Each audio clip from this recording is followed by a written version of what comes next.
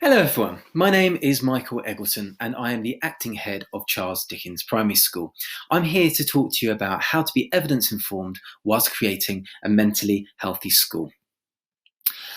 Today we're going to look at the school context, our starting points and why we needed to change, the approach that we have used and the evidence behind it, how we implemented it and the barriers that we faced.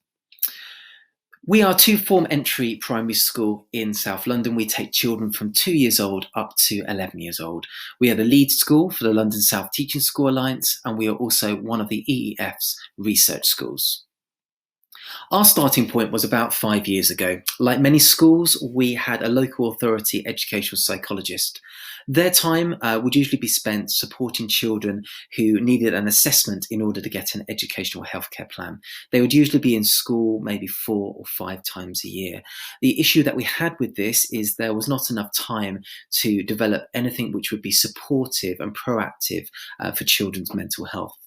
For many years, we paid for an educational psychologist. This was private and something that not all schools can afford. Again, their time would usually be used supporting children with special educational needs. When they were used to support children with their mental health or well-being generally, it tended to be quite a reactive approach when we have felt that we needed additional support. We wanted to develop a whole school approach, a bit like PE supports everyone's physical health. We wanted to do something that supported everyone's mental health. In doing research, we came across something called Ruler. We found it in the New Scientist. What we liked about Ruler is Ruler was a whole school approach. It had been used in the US for over 25 years, and there was a longitudinal study which had been developed over many, many years. Ruler was created by a man called Dr. Mark Brackett, one of the psychologists at Yale University. The ruler itself stands for this. Let me have a little read. The great thing about the research behind Ruler and the longitudinal study is the research showed that by implementing Ruler into your school, children would have better academic outcomes. It would reduce anxiety, depression in children. It would reduce burnout for teachers. It would improve social and emotional learning. It would improve building up the vocabulary linked to emotions. And it would generally be supportive for children's social skills. There's lots and lots of research behind Ruler, and if you go onto the Yale University website or you look up Anchors of Emotional Intelligence, which is the department at Yale University that focuses upon this, you will find all of their studies. All of these studies are open source on their website, so you can read all of the background behind it. But from our point of view, this looked like a brilliant starting point and something that we could use here in the UK. So we went and got the Ruler training. It was a 2-day course and we brought it back to our school. It's a trainer-trainer approach. So you are trained and then you are able to train others. It's a 2-year training approach in your school. So you start by training the adults. Those are the teachers, the teaching assistants, the governors, and even the parents, and then you train the children. The website on the screen at the moment is for Yale University and Ruler, if you'd like to read more, and you can also follow them on Twitter. The great thing about Ruler is it's relatively simplistic. So you have a few main tools. So the first main tool is building up a culture of emotional vocabulary, a culture where children share how they're feeling. So to begin with, you create a charter. This charter is not dissimilar to what most schools would use at the start of the year in focusing on behaviour management. But rather than what your expectations are in terms of how you wish children to behave, it's how you wish children to feel, how they wish to feel. So children might say, I wish to feel respected or listened to. And you talk the children through ways in which you can make that a reality, ways in which they can be successful, and how you're going to hold each other to account. Second main tool, one of the most famous tools, is the mood meter. It wouldn't usually have the vocabulary on there, it would be blank.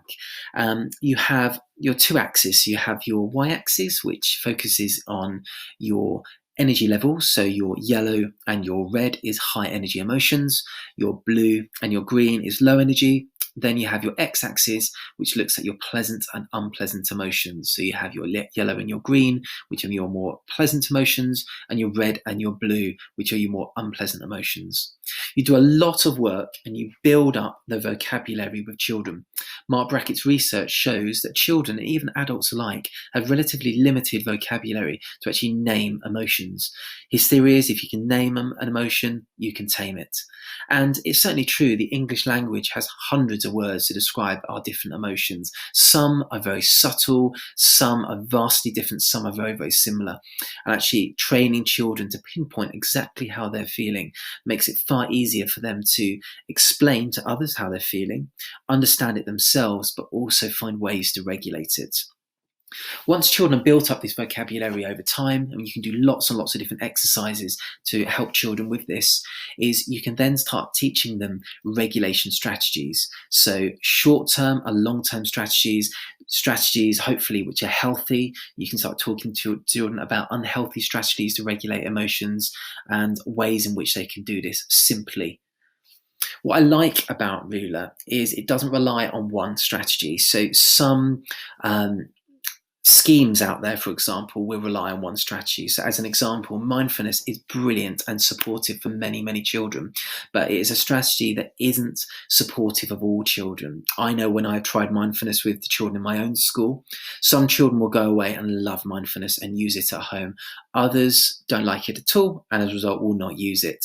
So the great thing about Ruler is it doesn't have just one strategy. It talks to children through a range of strategies that they can use to help regulate their emotions. Another tool is the meta moments. This is about giving children muscle memory, something that they can do when they feel a certain emotion, perhaps an unpleasant emotion that triggers something in their brain or in their body. What does it feel like? What is the science behind it? What is happening to their bodies? Once the children begin to recognize that, we can teach the children ways of stopping. This might simply be giving them a sparkle jar, turning it over and watching the sparkles settle. Are they able to take that time away to actually think about what they want to do next? So then we do lots of aspirational work with the children. How do they wish to be seen by others? How do they wish to look? How do they wish to feel? And once they've done that, hopefully they can use one of the many strategies that we have taught the children in order to be successful.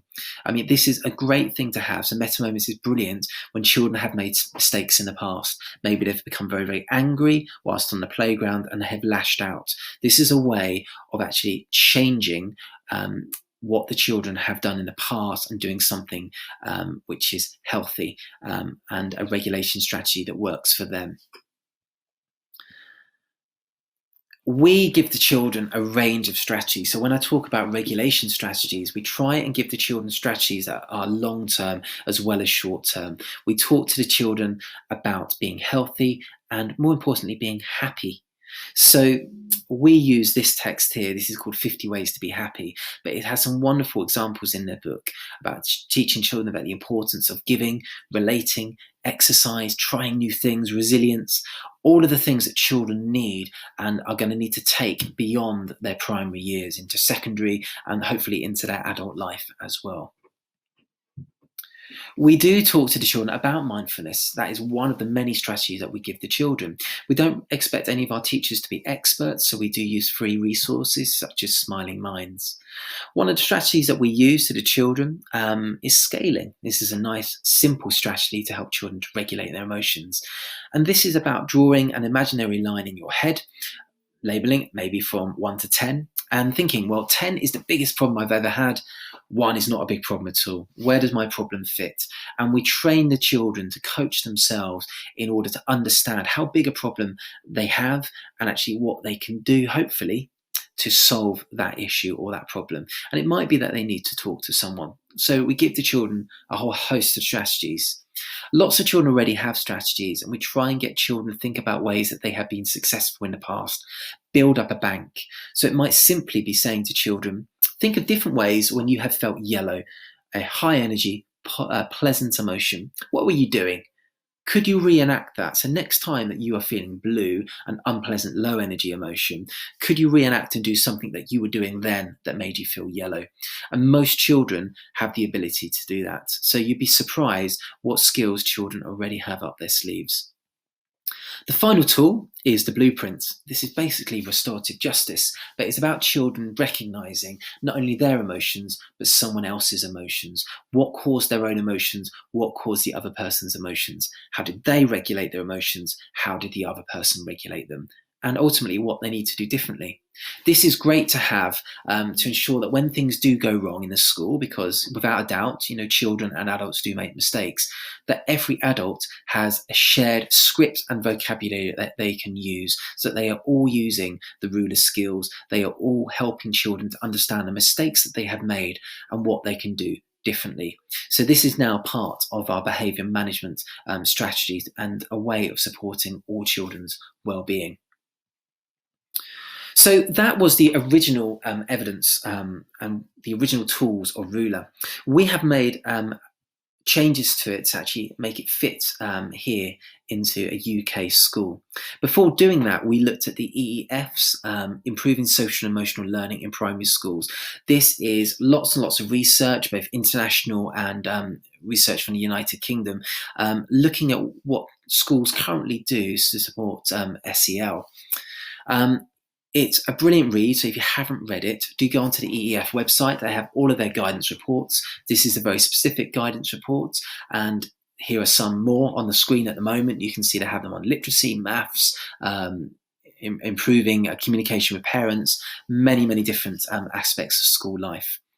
The social emotional learning one has 6 key points. So it looks at the research and breaks it down into key points. So it talks about the fact that schools usually think they're doing lots to support social emotional learning, but actually in reality, when you break it down, the key skills are not being taught. So it talks about the fact that you should look at what research there is behind social emotional learning. Don't just create something from scratch, but use something that does have background research and evidence already. Look at explicit teaching of these skills, but also try and include it in other subjects as well and in the general school. Share it with parents and teachers, ensure there's training, ensure there's evaluation, ensure it's taught in a systematic way across the school. And you can go for each of these 6 points within the document and you can read up on the research behind it. This is a free guidance report that you can access off the website, or you can contact a EEF research school to actually find out more.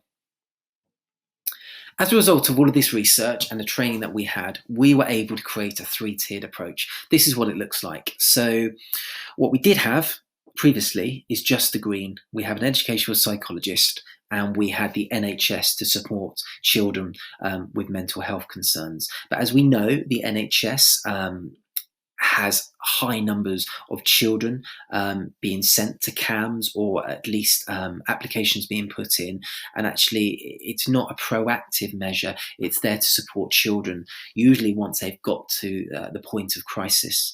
So what we have developed is the blue tier that you can see at the top, so wellbeing lessons for all of our children, strategies that are going to help everyone to helpfully regulate their emotions and support their mental health both in school and out. We then have our second tier. This is a niche tier. This is support children who need that little bit of extra support. So we have emotional literacy support assistance, we have Lego therapy, we have social skills group, we have adult mentors, something that we can give to our children in a small group or either on a one-to-one basis. And then, hopefully, there won't be as much need to use an educational psychologist or CAMS to firefight issues, because hopefully we are being proactive. Here's an example of our tier 2 and our tier 3. So when we implemented it, we trained all of our staff, all of our governors, and we also gave information to our parents. We started by asking our staff, who are very, very engaged in social emotional learning, to do action research in their classrooms. Some chose to do Ruler, some chose to do therapeutic stories, some chose to do ELSA. And we then looked after a year at all of the evidence and what worked the best. As a result, we found actually that ruler had the strongest evidence base. It had the strongest impact within the classrooms. This was only a very, very small study. It was mainly anecdotal sort of information, but it certainly showed an impact. We had less CAMS referrals in that year. We found that children had higher or higher rates of being able to use emotional vocabulary. We had improved behaviour. So as a result, we were able to build a scheme which worked for our school. So I'm going to zoom ahead now. So we created a scheme that went all the way from reception to year 6. It built on the children's understanding and vocabulary and skills bit by bit, year by year. We also looked at building a language progression. So rather than our adults teaching the children lots and lots of words just randomly, actually we asked our teachers just to teach a handful of words each year, but actually teach them really well, do lots of lessons around them so children were really able to describe and understand what these words felt and looked like in them. We did, of course, come up against some barriers. The first thing was teacher workload. This was a new lesson that we are asking teachers to teach. Timetabling, when could we fit it in? We already had a chock-a-block timetable. And was what was the original research and original tools from the US going to work in a school in London? So to hopefully improve on this, what we have done is when we have created our own scheme and when we've created our tiered vocabulary progression, we have adapted the language and the scheme to suit the children in London. So many of the words that the children wouldn't have known from the US scheme have been adapted. We have also looked at creating booklets. So our research have shown that within the school that many of the teachers deviated from the original research and went to things that they understood and relied upon. Maybe that was circle time, which is something that some of our teachers had been trained to do back in the 90s. So the booklets ensured that teachers didn't have to plan, so it supported their workload. It was the original tools from Yale, so we know that they worked. We know it was of high quality.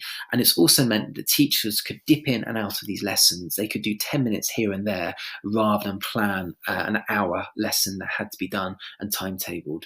It also meant that I and other senior leaders could look back on what the children had done, and we know it had been taught. Whether it had been taught weekly, whether it had been taught daily, it didn't matter, because at the end of a half a term, we could see that all the lessons had been taught and to a high quality. So the outcomes overall, in the 5 years that we have been teaching this scheme, which much of it is taken from the original research at Yale, we have found CAMS referrals had reduced significantly. When we have put a CAMS referral in and we have explained what we are currently doing at Charles Dickens, we have found that the acceptance rate has been far quicker than it had been previously, and children have been getting yeses to applications as opposed to no's or being put on very, very long waiting lists.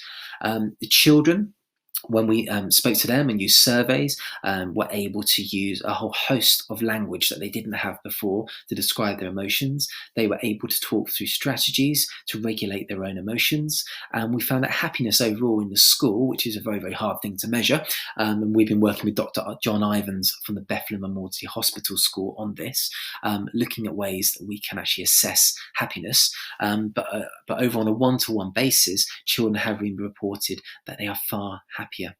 When we've looked at surveys and into supporting children's well-being, actually the only survey we've really found beneficial is when we've asked the children quite open-ended questions about school life. Because when we've done that, we've found that there are areas of the school that we simply hadn't thought about. So for example, children many years ago found the toilets a place that caused anxieties. They were smelly, they were a little bit dark, they hadn't been decorated in a long time. Actually, children didn't want to go to the toilets, and that was causing anxiety. So for us, that was a really quick fix. Same with cloakrooms. Our coat pegs in the upper years were too close together. So coats fell on the floor, children trampled on them. That was causing anxiety with some of our pupils. So again, a quick fix and something we could do to support children's well-being. I'm going to move on now. We have shared the original research from Yale, but also how we have adapted it to create our own scheme here in the UK. And we have shared this model, our booklets, our scheme of work, our language progression now quite widely. So we train many schools on a one-to-one basis. We have trained maths, and we have trained, I think, 30 individual schools in the last year and a half across the UK.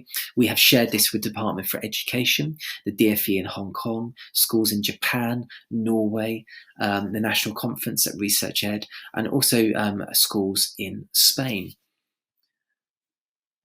I would, of course, take in questions, but I know that's going to be very, very hard to do. So if you do have any questions or you'd like to get in contact with me, then please do email me or do follow me on Twitter, and I will happily share any information with you. I'm going to leave it there. However, I'd like to end on what we're doing currently in a situation where some children, of course, are not attending school but do need support. So we have been creating short lessons which we are sharing with lots of schools across the country, not just our own. We are focusing on a different emotion each week, and we have created very, very simple animations to support dual coding to help children really understand the videos that we are making. And the feedback so far has been really strong and really supportive of children who are at home at the moment and might need support with their own mental health or well-being.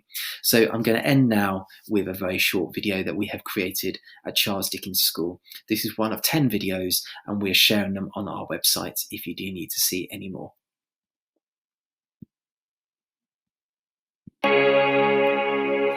Today, we are learning about an emotion which is almost the exact opposite of cheerfulness. It's an unpleasant, low-energy emotion. Today, we're going to learn how to regulate it. The emotion is feeling glum. Feeling glum happens to us all. It's similar to feeling unhappy or disappointed. Sometimes we know why we are feeling glum. Sometimes we just wake up feeling glum and we don't know why. Last week, I opened the curtains. It was chilly, it was raining, and it was windy. I really wanted to go for a cycle, but knew it wasn't a good time to go. I felt glum. To help regulate this mood, I could try some different things. Firstly, I could try eating something healthy. This will make you feel really good about yourself, fresh and ready to go. Tip 2, we could try exercise. Exercise always lifts your mood.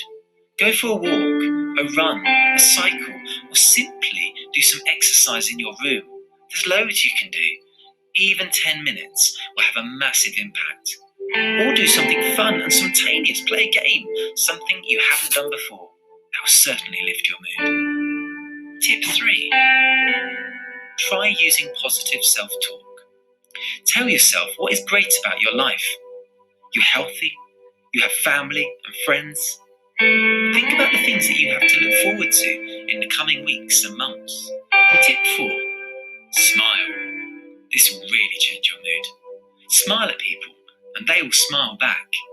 Having someone smile at you will certainly change your mood for the better. Surrounding yourself with people who love you will also really help.